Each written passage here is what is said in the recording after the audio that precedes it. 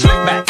No, no, slick back. That's what I said. Slick back. No, nigga, I'm a pimp named Slick back. Pimp named Slick back. Pimp named Slick back. Nigga, are you deaf? I'm a pimp named Slick. Assalamualaikum warahmatullahi wabarakatuh. Kami dari kelompok 5 mata kuliah pengantar psikologi yang beranggotakan Ayudara Kinanti dan Salsabila Nesrina akan membahas tentang konsep berpikir. Di sini saya akan menjelaskan tentang pengertian berpikir. Apa itu berpikir dalam psikologi? Dalam psikologi, berpikir merupakan aktivitas mental yang melibatkan proses memperoleh, memproses, menyimpan, dan menggunakan informasi untuk memahami dunia sekitar dan mengatasi masalah. Berpikir juga mencakup penggunaan pengetahuan, logika, dan pemecahan masalah. Selanjutnya ada cara berpikir manusia. Yang pertama ada cara berpikir natural, adalah cara berpikir alamiah. Ketika menghadapi masalah, cara berpikir ini biasanya hanya mengikuti pola yang sudah ada atau yang bersifat rutin. Biasanya yang memiliki cara berpikir ini adalah masyarakat pribumi atau penduduk asli, terutama yang sudah merasa nyaman dengan kondisi lingkungannya. Yang kedua, cara berpikir rasional adalah cara berpikir yang sudah menggunakan inovasi dengan melibatkan nalar. Tidak hanya berpikir pada sesuatu yang rutin atau sesuai pola yang ada. Biasanya dimiliki oleh orang-orang yang mempunyai pendidikan tinggi dan orang yang merantau. Yang ketiga ada cara berpikir supranatural, adalah cara berpikir orang-orang natural ketika berada pada posisi sudah tidak bisa lagi menemukan cara dalam menghadapi masalah. Mereka akhirnya meminta bantuan makhluk gaib dalam menyelesaikan masalahnya. Cara berpikir ini sudah berlangsung sejak zaman dulu hingga saat ini. Yang keempat ada cara berpikir suprarasional, adalah cara berpikir orang rasional yang dipakai ketika menghadapi masalah yang sangat sulit, bahkan tidak dapat diselesaikan dengan cara berpikir rasional. Cara berpikir suprarasional menjadikan faktor gaib, dalam hal ini Allah Subhanahu wa Ta'ala, sebagai faktor yang sangat dipertimbangkan dalam mengambil sebuah keputusan ataupun tindakan. Selanjutnya ada ciri-ciri kemampuan berpikir. Yang pertama, keterampilan berpikir lancar, yaitu mencetuskan banyak gagasan, jawaban, penyelesaian masalah atau pernyataan, dan memberikan banyak cara atau saran untuk melakukan banyak hal.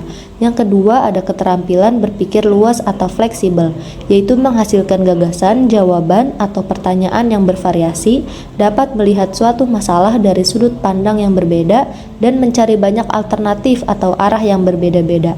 Yang ketiga, keterampilan berpikir orisinal, yaitu mampu melahirkan ungkapan baru dan unik, mampu membuat kombinasi-kombinasi yang tidak lazim dari bagian-bagian atau unsur-unsur.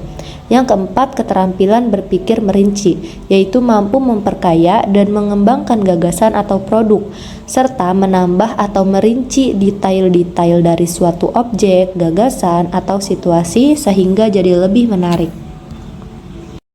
Berikutnya ada tujuan berpikir dalam psikologi. Yang pertama, memahami proses kognitif, yaitu memahami bagaimana sebuah otak dapat bekerja, sebuah informasi dapat diproses, dan sebuah keputusan dapat dibuat. Yang kedua, menjelaskan perilaku, yaitu menjelaskan faktor yang mempengaruhi perilaku seperti emosi, motivasi, dan lingkungannya. Yang ketiga, menganalisis dan mengevaluasi. Menganalisis berarti memeriksa atau menyelidiki sesuatu untuk diketahui fakta atau keadaan yang sebenarnya. Sedangkan mengevaluasi berarti melakukan pengukuran serta perbaikan. Yang keempat, ada pengembangan intervensi, yaitu suatu strategi untuk meningkatkan kualitas hidup individu. Yang kelima, meningkatkan pemahaman diri, yaitu seseorang dapat memahami dirinya sendiri yang meliputi kekuatan, kelemahan, pola pikir. Selanjutnya ada pengertian dan tahapan berpikir kreatif. Kreativitas adalah kemampuan untuk mengungkapkan hubungan-hubungan baru dan membentuk kombinasi baru dari dua konsep atau lebih yang sudah dikuasai sebelumnya. Tahapan berpikir kreatif adalah sebuah proses yang kompleks dan memiliki 4 tahapan. Yang pertama ada persiapan. Suatu hal harus disiapkan dan dipelajari terlebih dahulu sebelum difikirkan. Selanjutnya ada inkubasi, yaitu sebuah proses meresapi atau menghayati hal yang dipikirkan. Yang ketiga ada iluminasi, yaitu proses pemahaman atau akan munculnya sebuah ide. Yang keempat ada verifikasi, yaitu mengaplikasikan apa yang sudah dipikirkan sebelumnya. Dan terakhir, ada faktor yang mempengaruhi kemampuan berpikir.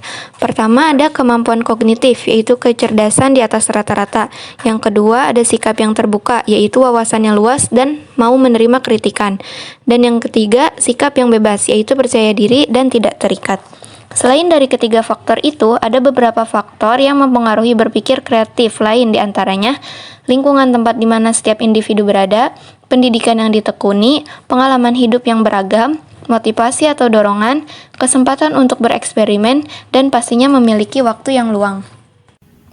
Sekian pemaparan materi tentang konsep berpikir yang dapat kami sampaikan. Terima kasih. Wassalamualaikum warahmatullahi wabarakatuh.